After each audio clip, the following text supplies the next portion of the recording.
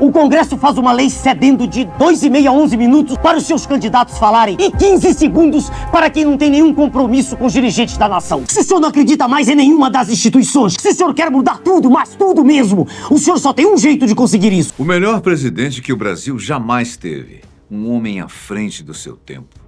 Ou apenas um louco. Esses são alguns dos nomes pelos quais o doutor Enéas Carneiro foi chamado ao longo da sua carreira política. Mas, além do seu famoso bordão, "Meu nome é Enéas", frequentemente declarado assim, aos gritos, você conhece a história ou as ideias que ele defendia? Sabia, por exemplo, que, apesar do seu anticomunismo ferrenho, Enéas não se considerava nem de direita nem de esquerda, e sim algo bem diferente? Bem, mas antes de pularmos diretamente para as ideias que ele defendia, vamos primeiramente entender quem, afinal de contas, foi Enéas, um médico que entrou para a política por causa da sua mulher. Não sei se você sabe disso. Enéas Ferreira Carneiro nasceu no dia 5 de novembro de 1938 na cidade de Rio Branco, lá no Acre. Filho de um barbeiro e uma dona de casa, Enéas nunca teve uma vida fácil. Pelo contrário, com apenas 9 anos de idade, perdeu seu pai, o que o obrigou a tomar a dianteira da família e procurar um trabalho, para que assim pudesse ajudar a mãe no sustento da casa. Apontador de obras, tradutor de inglês, auxiliar de escritório e até mesmo açougueiro. Esses foram alguns dos trabalhos que ele já teve ao longo da sua vida. Desde a sua infância, Enéas foi muito inteligente, algo que ninguém, nem mesmo seus opositores, puderam contestar ao longo da vida. Afinal, o que fez com que Enéas escapasse de sua condição de pobreza e se tornasse, no futuro, o terceiro candidato mais votado numa eleição presidencial? Foi justamente a sua enorme inteligência. Desde cedo, ele sempre foi o aluno mais esperto das suas turmas, tão inteligente que logo percebeu que eram os livros que poderiam levá-lo longe na vida. Juntando a sua paixão pelos estudos com a percepção de que uma carreira militar seria o melhor para ele naquele momento, em 58, quando estava com 20 anos, ele prestou concurso para a Escola de Saúde do Exército, no Rio de Janeiro. Não deu outra. Passou em primeiro lugar. Enéas costumava resumir sua vida numa frase: "Nasci miserável no Acre, passei a pobre em Belém do Pará e cheguei à classe média do Rio devido ao esforço e dedicação ao estudo." No ano seguinte, em 59, ele já havia alcançado a patente de terceiro sargento auxiliar de anestesia, trabalhando no Hospital Central do Exército. Essa, inclusive, também era uma de suas grandes paixões, a medicina. Desde então, qualquer tipo de concurso que ele decidisse prestar, ele sempre conseguia passar. Não importava o quão difícil fosse, quantas vagas eram, nem mesmo quantas pessoas estavam disputando. Se ele queria, ele conseguia.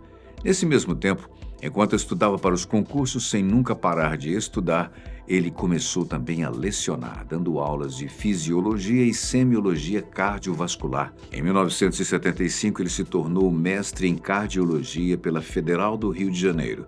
E nesse mesmo ano também lançou o livro O Eletrocardiograma, sobre o qual ele próprio afirma ter lido mais de 1.200 publicações antes de escrevê-lo. Apesar de ser conhecido como Doutor Enéas, na verdade ele não chegou a cursar doutorado, sendo que o mestrado foi o nível mais alto de sua formação. Depois de adquirir tanto conhecimento e praticamente ser uma referência em sua área de atuação, Enéas resolveu mudar as coisas e entrar para a política. Segundo ele próprio, quem o motivou a seguir uma carreira política foi a sua mulher, pois ela já estava tão cansada de ouvi-lo se queixando da política brasileira que disse para ele parar de reclamar e fazer alguma coisa. Vai lá e faz você mesmo. Foi exatamente isso que ele fez. 1989 foi o ano em que o Brasil estava saindo do período da ditadura militar e, pela primeira vez em décadas, nós teríamos uma eleição presidencial direta. Por causa disso, 22 pessoas resolveram se candidatar a presidente do país. Vários deles eram bem diferentes, para dizer o mínimo, das mais diversas camadas brasileiras. Até mesmo o falecido empresário Silvio Santos quase se candidatou na época, mas acabou tendo a sua candidatura impugnada. No final, 14 dos 22 candidatos tiveram menos de 1% dos votos, e o próprio Enéas não conseguiu ir muito longe. Naquela época, Enéas havia fundado o PRONA, Partido de Reedificação da Ordem Nacional, mas que também escondia uma piada de duplo sentido nesse nome. Isso porque PRONA é o nome de uma técnica médica para aliviar problemas respiratórios em pacientes. Ou seja, aqui Enéas estava falando que, como médico, ele iria utilizar o prona para aliviar os sintomas do seu paciente, o Brasil, que precisa muito esse paciente, né? O problema é que, por ter um partido bem pequeno, ele só tinha 15 segundos de espaço na TV. Vai falar o quê? Como na época o mundo ainda não podia nem sonhar com algo como uma rede social, o principal meio para conhecer os presidenciáveis era a partir da TV. E nesses 15 segundos que dispunha o Enéas, ele aparecia na tela falando rapidamente. Sou professor de cardiologia, registrei no segundo ofício em Brasília um documento afirmando e por aí afora. Ele dizia que não seria candidato a qualquer outro cargo em nenhum escalão do poder. Nunca fui, não sou, nem serei político profissional. E no final ele enfatizava, meu nome é Enéas, de uma maneira bem enfática, e acabou se tornando um bordão que o Brasil repetiu. Mesmo com apenas 15 segundos de tela, Enéas gravou vários e vários vídeos, alguns deles atacando diretamente os políticos atuais, e todos sempre com seu famoso bordão, meu nome é Enéas. O bordão dele ficou tão, mas tão famoso que os publicitários e equipes de marketing se aproveitaram bastante do personagem Enéas e começaram a criar várias campanhas em cima disso aí. Se você é da época, deve se lembrar de toda essa movimentação. E apesar dele ter dito que nunca iria se candidatar para nada além de presidente, na verdade, em 2002, ele voltou atrás nisso e se tornou o deputado federal mais votado de São Paulo. Mas já já a gente chega nessa parte. Bem, seja como for, durante as primeiras eleições após a democratização, a estratégia dele acabou não funcionando. Na eleição de 89, a primeira eleição que ele participou, Enéas Carneiro ficou em 12º lugar com uma média de 360 mil votos. Se por um lado ele não conseguiu o que queria, que era tornar-se presidente do Brasil, por outro, essa eleição fez com que ele se tornasse conhecido no cenário político, pois até então ele era um completo desconhecido para todo o povo brasileiro.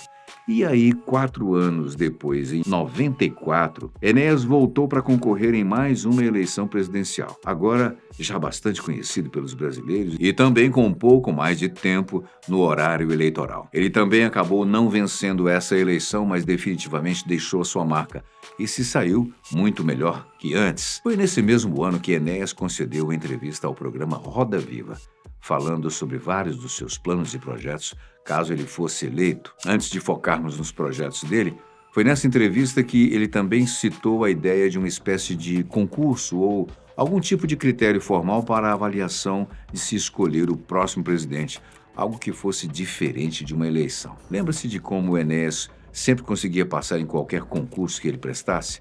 Pois ele não tinha a menor dúvida que, num teste, seja lá qual fosse, ele se sairia melhor do que qualquer outro candidato a presidente. Inclusive, esse era um tópico que o Enéas sempre debatia bastante, pois, para ele, a língua brasileira é o maior patrimônio do nosso povo e um dos maiores problemas do povo brasileiro.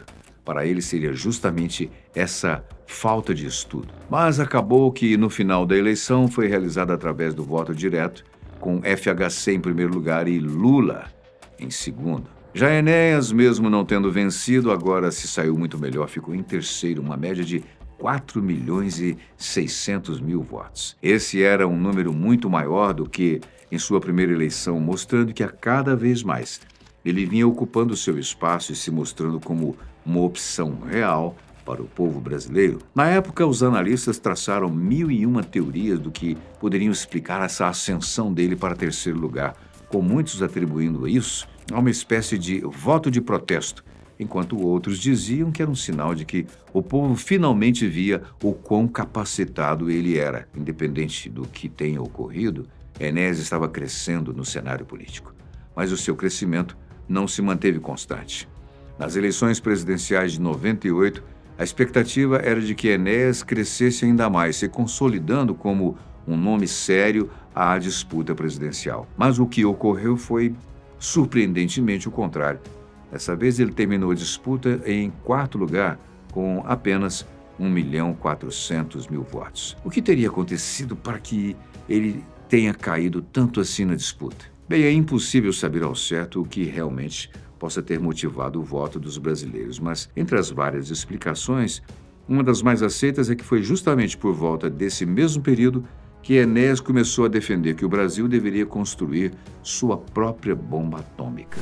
Sou o único candidato a presidente que tem coragem de dizer que o Brasil precisa construir a bomba atômica. Muitos analistas políticos apontam que isso acabou assustando a população, fazendo com que o candidato fosse taxado de louco e acabado recuando bastante nos resultados das eleições de 98. Aí, lá no ano 2000, o Enéas resolveu voltar atrás no que havia dito sobre nunca se candidatar a nada que não fosse cargo de presidente e se candidatou a prefeito de São Paulo. Acabou não dando muito certo, já que ele teve apenas 3% dos votos. Mas, em compensação, ele conseguiu reunir votos suficientes para a candidatura da vereadora Avanir Nimitz, também membro do seu partido Prona. 2 anos depois, em 2002, Enéas voltou a se candidatar, não para presidente ou prefeito, mas agora para deputado federal de São Paulo. Agora sim, a coisa deu certo para ele. Tão certo que ele acabou batendo um recorde na época, tornando-se o deputado federal mais votado do Brasil, com cerca de 1.570.000 votos. Na época, a Folha de São Paulo chegou até mesmo a entrevistar as pessoas que votaram nele, para entender melhor o porquê dos votos. Enquanto alguns diziam que o voto era pela inteligência do candidato, a grande maioria admitia que chamava a atenção em Enéas era justamente o fato dele não ter o rabo preso e que ele poderia sim incomodar os grandes nomes de Brasília. Bem, mas avançando um pouco mais no tempo, isso em 2006, dessa vez Enéas resolveu que a sua carreira política tinha chegado ao fim e não concorreu a mais nada. Na época, ele estava com a saúde muito ruim devido a uma leucemia e julgou não ter condições de concorrer a nenhum cargo político. Assim, em 2007, com 68 anos de idade, Enéas Carneiro acabou não resistindo aos seus problemas de saúde e veio a falecer. Até aqui focamos sobre a linha do tempo da carreira política de Enéas, né? Mas olhando apenas isso, nós ainda não chegamos nem perto de entender quem foi essa figura tão famosa da política brasileira. Para entender se ele era um gênio ou um louco, nós primeiro temos que entender também tudo aquilo que ele defendia e tudo aquilo que ele abominava. Assim como eu disse antes, Enéas sempre falou que não se considerava nem de direita nem de esquerda, lembra? Aliás, ele sempre criticou abertamente os dois lados, além de se considerar anticomunista. E justamente por falar que não era nem de um nem de outro, que era comum ver ele defendendo ideias de ambos os lados, pois, na verdade, sempre ia naquilo que ele próprio enxergava como sendo o melhor, independente da ideologia. Por exemplo, Enéas já deu várias entrevistas e declarações falando sobre o quanto ele admirava Fidel Castro, o ex-presidente de Cuba, não pelas coisas que ele fazia, mas pela personalidade forte, pela coragem de enfrentar o monstro dos Estados Unidos. Nessa mesma linha, Enéas sempre criticou os próprios Estados Unidos quando tinha oportunidade. Ele sempre dizia que se o Brasil não tomasse cuidado, nós poderíamos acabar nos tornando o próximo alvo norte-americano. Para ele, países como China, Rússia e Índia poderiam se tornar excelentes parceiros comerciais para o Brasil, caso algum dia os Estados Unidos resolvessem nos retaliar por qualquer motivo que fosse. Ele também era um crítico ferrenho às privatizações, principalmente da Vale. Para ele, as privatizações eram negociatas feitas para transferir o formidável patrimônio público para uma minoria privilegiada de representantes legítimos do sistema financeiro internacional. Ele afirmava que, caso um dia chegasse à presidência, iria fazer de tudo para reverter a privatização da Vale.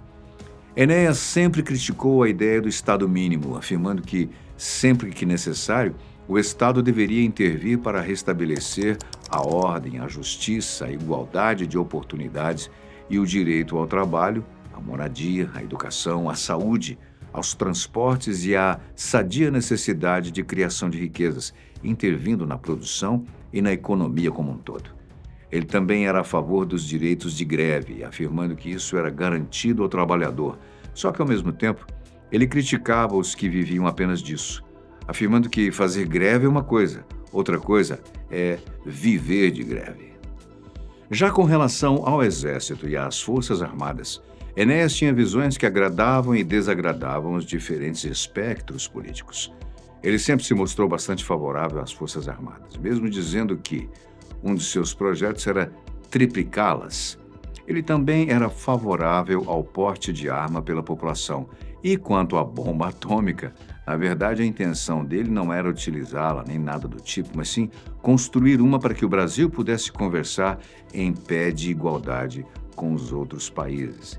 Inteligente. Só que, ao mesmo tempo em que ele falava isso de triplicar as Forças Armadas, ele também criticava bastante o período da ditadura militar, dizendo que, no curto período em que os generais governaram o país, com um governo muito ruim, agigantou-se o fosso que existia entre o Brasil e as potências do atual G7. Ou seja, na visão dele, o período militar afastou ainda mais o nosso país das grandes potências mundiais. Enéas também era contra a demarcação e proteção das terras indígenas, pois ele afirmava que os povos indígenas não precisavam de terras, mas sim de melhores condições materiais, e que a terra dada aos índios é suficiente para eles andarem por ali cerca de 600 anos e sequer chegarem a conhecer toda a região. Ele era extremamente contrário à legalização de substâncias ilícitas de qualquer tipo, e inclusive criticava publicamente qualquer candidato que apoiasse isso. Para além disso, algo que o colocava no meio de grandes polêmicas era a visão que ele tinha com relação à homossexualidade, que ele tratava como uma coisa não natural, afirmando várias vezes que no seu governo eles seriam proibidos de casar e adotar crianças. Inclusive, uma de suas promessas de campanha, ele também pregava que, caso o presidente iria tirar todas as crianças da rua no máximo em 6 meses. E se isso não acontecesse, ele próprio renunciaria ao governo. Outra de suas opiniões polêmicas, e que acabou se mostrando até uma contradição, era com relação ao que chamava de falso moralismo da TV brasileira. Ele dizia ser contra a TV aberta mostrar cenas explícitas quase todas as noites. Só que alguns anos depois ele próprio participou dessas cenas ao atuar na Escolinha do Barulho. Já quando perguntado sobre a sua opinião sobre a pena de morte, a resposta dele foi uma só: como médico, eu jamais poderia apoiar a pena de morte.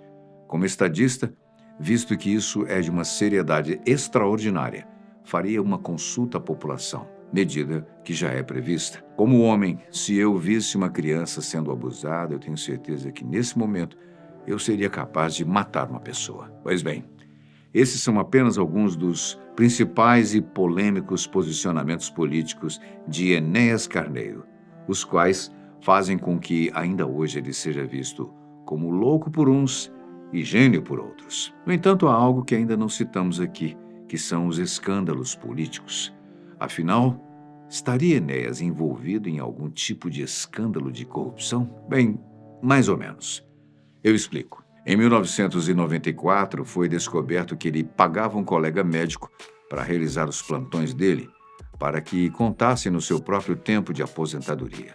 Na verdade, não foi bem descoberto, pois o próprio Enéas jamais tentou negar essa história. E por mais estranha que ela possa parecer, legalmente não há nada de errado nisso. Havia respaldo em lei para essa prática. Era algo que os próprios diretores do hospital sabiam, sendo mais uma coisa que todo mundo fazia do que alguma infração de fato. Já outra polêmica em que esteve envolvido não foi com ele, mas com seu partido. O Prona cobrava uma taxa de R$7.000 de todos os candidatos a deputados estaduais, algo que, novamente, apesar do alto valor, não estaria infringindo nenhuma lei. O próprio Enéas também nunca negou isso. Ele dizia que era esse dinheiro que ele usava para se deslocar pelo país durante sua campanha para presidente. A verdade é que, apesar de ser uma pessoa polêmica, Enéas nunca chegou a ser acusado de corrupção ou qualquer outro crime político, ficando apenas nas práticas questionáveis. Enéas faleceu em 6 de maio de 2007, aos 68 anos, vítima de leucemia, como dissemos. Na época, ele resolveu interromper seu tratamento por conta própria, pois, justamente por ser médico, ele sabia que não havia mais nada que pudesse ser feito. Enquanto uns o consideravam apenas como mais um maluco na política, para outros, ele é tido como o melhor presidente que o Brasil jamais teve. Mas, independente de tudo, o doutor Enéas Carneiro definitivamente entrou para a história. E para você, ele era apenas mais um candidato excêntrico? Ou o brasileiro é que ainda não estava preparado para alguém como ele? Eu gostaria de saber a sua opinião. E muito obrigado pela sua companhia, sempre especial. A gente se vê num próximo vídeo.